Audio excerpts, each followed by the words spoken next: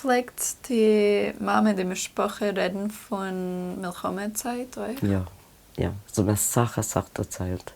Ich meine, es wird mir wenn gut klein, sie nicht geredet wegen der ärgsten, schockierenden Sachen, aber ich habe sehr Sachen gehört, also ich habe ein Gefühl, also, ich sind nicht gewesen an Momenten in meinem Leben, wo ich habe nicht gewusst. Ja, das ist mein Gefühl.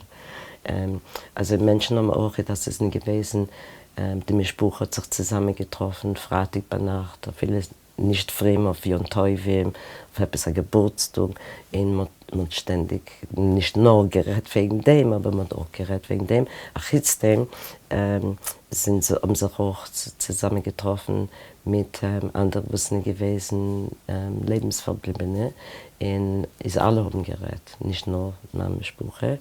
Aber ich kicke zurück, bin ich sehr zufrieden. Ich bin aufgewachsen in einer Mischbuche, wie man gerät, weil ich bin gegangen in die Schule mit der Sache Kinder, auch für den Lebensgebliebene.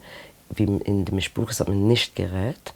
In die Kinder haben gehabt etwas also wie es ist ein Schuten im Zimmer, ja. Und man kann keinem nicht umtappen, in was geht das.